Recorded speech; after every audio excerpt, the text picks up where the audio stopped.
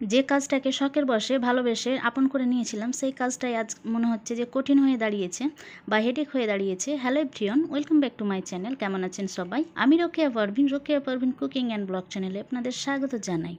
কত কাজ সেরে যে এই ভয়েসটা দিতে বসলাম, তা কি আর আপনারা বুঝতে পারবেন? যে কাজগুলো করে না সেই বুঝতে পারে, আর সেটাই স্বাভাবিক।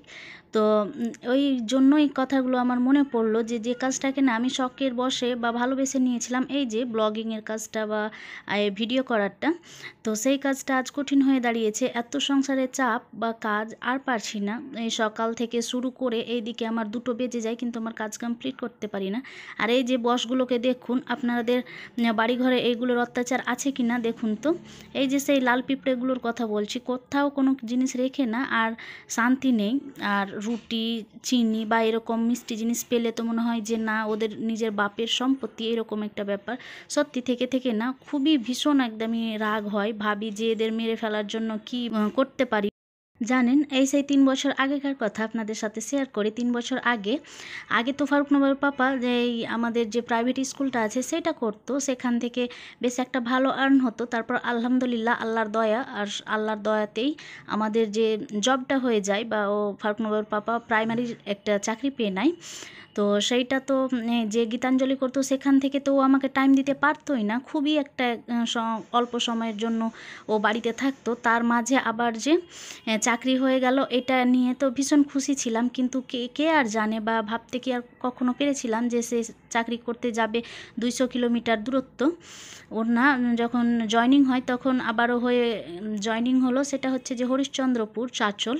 তো বাপরে, এত মন খারাপ, এত মন খারাপ, মানে চাকরি হয়েছিল সেইটা নিয়ে খুশি ছিল না আমাদের। এই জন্যই যে দূরত্বটা বেশ অনেকটাই, যেতে আসতে তো ওর যাওয়ার পথটাই হচ্ছে ওর 100 কিলোমিটার, আসা নিয়ে তো টোটাল 200 কিলোমিটার পড়ে যায়। তো সব কিছু নিয়ে না মনটা খারাপ হয়েছিল। তবুও অনেককে মন বোঝালাম যে যতই হোক না কেন তবুও তো একটা সরকারি চাকরি, আর ছেলেও তখন মোটামুটি বড় হয়ে আসলো। তো এই যে ও তো এক তো আগে থেকে আমাদের সময় দিতে পারতো না গীতাঞ্জলিকে নিয়ে বা প্রাইভেট স্কুলটা নিয়ে। তারপর তো আবার সরকারি চাকরি, ও সেই সকালে উঠে যায়, আর বাড়ি ফিরতে সেই কখনো কখনো সন্ধ্যা হয়ে যায়, আর কখনো তো আবার রাতও হয়ে যায় যখন ঠান্ডার সময় বা দিন ছোট হয় তখন। তো সব কিছু মিলিয়ে না খুবই একাকিত্ব ফিল করতাম, খুবই মন খারাপ করতো। থেকে থেকে ফোন করেও মানে মাঝে মাঝে এমনও হয়েছে যে কান্না চলে এসেছে, ওকে ফোন করেছি। তো সব কিছু মিলিয়ে না ভাবলাম যে আমি কি কিছু করতে পারি না, আমি নিজেকে কি সময় দিতে পারি না, এত যে একলা ফিল করি, খুবই খারাপ লাগতো তখন না। এই যে ব্লগিংগুলো ওর ব্লগিংগুলো দেখতাম, সারাক্ষণ মোবাইলই দেখতাম, আর তো তেমন কোনো কাজ নেই। তো এই যে ব্লগিংগুলো দেখতে গিয়ে না আমার কেন যেন ইচ্ছে হলো যে ওরাও তো ওই সংসারের কাজকর্মগুলোই দেখায়, তো আমি কেন দেখাতে পারি না? বা ওরা যে ব্লগিং করে কিছু করতে পারে বা নিজেকে সময় দিতে পারছে, তো আমি কেন পারবো না? তো ওই থেকেই না আমার এই পথ চলা, ব্লগিং করা। ভাবলাম যে প্রথমে তো এক বছর আমি চিন্তাই করছিলাম পারবো কি না। তারপর সবার সামনে এভাবে প্রেজেন্ট করা, নিজের ভয়েস ওভার করা, এত কিছু সাহস আর জুটিয়ে উঠতে পারছিলাম না। তারপরে আবারও ভাবলাম 1 বছর তো অনেক রকমভাবে চেষ্টা করলাম, ট্রাই করলাম, নিজে নিজে চেষ্টা করছিলাম যে দেখি পারি কি না।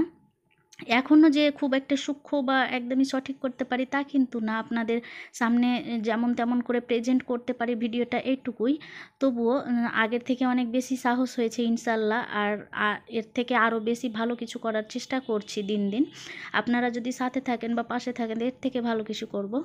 কিন্তু এখন সময়ের অনেক বেশি অভাব হয়ে গিয়েছে জানেন, সময় পাচ্ছি না একদম। সেই তো আমার কাজ কমপ্লিট করতে দুপুর গড়িয়ে আমার বিকেল হয়ে যাচ্ছে, আর এমনভাবে ক্লান্ত হয়ে যাচ্ছি পাহাড় ছেড়েই দিচ্ছি। আর থেকে থেকে ভাবি যে কি একটা টেনশন বাড়তি নিয়ে নিয়েছি আমার লাইফে। আমি না এমন মায়া হয়েছে আপনাদের সাথে কথা বলে, বা এমন অভ্যাসে আমার পরিণত হয়েছে, আবারও যদি আমি 1 বা 2 দিন ভিডিও স্কিপ করি বা না দেই, তো আবারও মনে হয় যে না, আমার জীবনটা কেমন একটা খালি খালি মনে হচ্ছে, মানে অভ্যাসে পরিণত হয়ে গিয়েছে। আমি ভেবেই রেখেছি, দেখি আপনাদের যদি ভালোবাসা আমাকে এখানে টিকিয়ে রাখতে পারে তো ইনশাল্লাহ আমি টিকে থাকবো। আর যদি আবারও মনে হয় যে না, আপনারা আমাকে ভালোবাসা দেন না বা আপনাদের থেকে কিছু পাচ্ছি না, তখন না আমি আমার এই কাজটাকে, শখের কাজটাকে কিন্তু বিসর্জন দেব। কিন্তু অনেক বেশি চেষ্টা করব, এত সহজে না, যেহেতু আমি নিজে থেকে বেছে নিয়েছি, এত সহজে তো বিসর্জন দিতে পারি না না।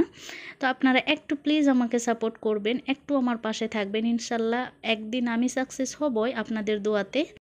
চলুন কথা বলতে বলতে আপনাদের একটা জিনিস দেখায়। এই যে দেখছেন এটা চার্জার লাইট, চার্জারের সাথেও হবে, চার্জ দিয়ে এই লাইটটা আমরা ইউজ করতে পারবো। মাঝে মাঝে না, এখন যেহেতু অনেক বেশি গরম পড়েছে, মাঝে মাঝে লোডশেডিং নিয়ে নেয়।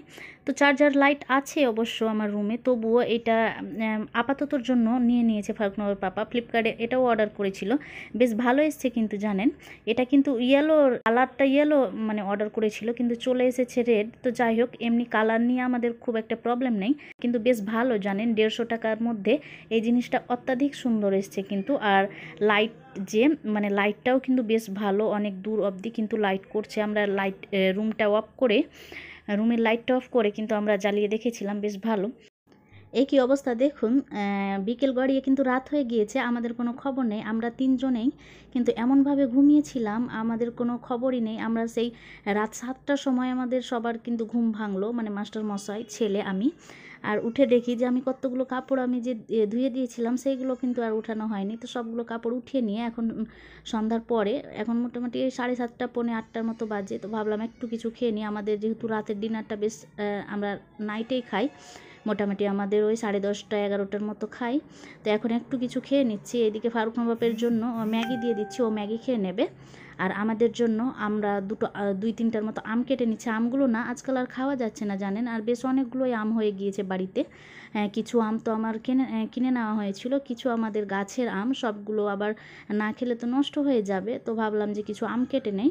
আমি তো চা করতে চাইছিলাম, তো মাস্টারমশাই বললো যে না, চা করতে হবে না, আম কেটে নাও, আম তেমনভাবে খাওয়া হচ্ছে না। আর আমাকে তো বকাই দেয়, আমি না আম খেতে চাই না সেরকমভাবে। তো ওই জন্যই ওইদিকে আমরা আম কেটে নিয়েছি, আমরা দুজন আম খেয়ে নেবো। আর ফারুক নবাব, ও তো সেরকম আম খেতে পারে না বা খায় না বলতে গেলে, ওর জন্য ম্যাগি করে নিচ্ছি। এখন বাজে রাত 9:30টার মতো। আমি এখন রাতের ডিনারটা আমার রেডি করা হয়ে গিয়েছে, রুটি করে নিয়েছি। আর তো দিনের বেলার সব সবজিগুলো ছিল, আলু ভাজা করেছিলাম, সেইগুলো রয়ে গিয়েছে। তো ওইটা দিয়ে আমাদের রাতের ডিনারটা হয়ে যাবে। আর এই তো যেগুলো কাপড়গুলো কেচে দিয়েছিলাম সবগুলোকে গুছিয়ে নিচ্ছি, আর সবগুলোকে তো আবারও নিজের জায়গায় রেখে দিতে হবে।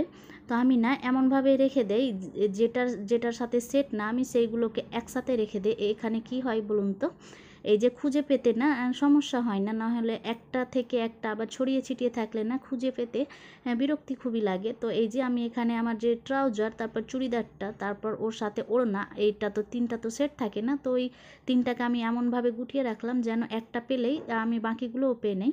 আর বাকি যেগুলো আমার আছে ডেলি ইউজের, সেগুলো কাপড়গুলো এখানে গুছিয়ে নিচ্ছি। বেশ কয়েকটাই কিন্তু কাপড় কাচা হয়েছিল জানেন, গামছা থেকে শুরু করে। এখন যেহেতু অনেক বেশি গরম পড়েছে, গামছা ফামছা না প্রত্যেক দিনই মোটামুটিভাবে, তলিয়া বা গামছা এগুলো না প্রত্যেক দিনই কেচে নিতে হয়। তো ওই কাচাকুচি আর কি সংসারের প্রত্যেক দিনেরই।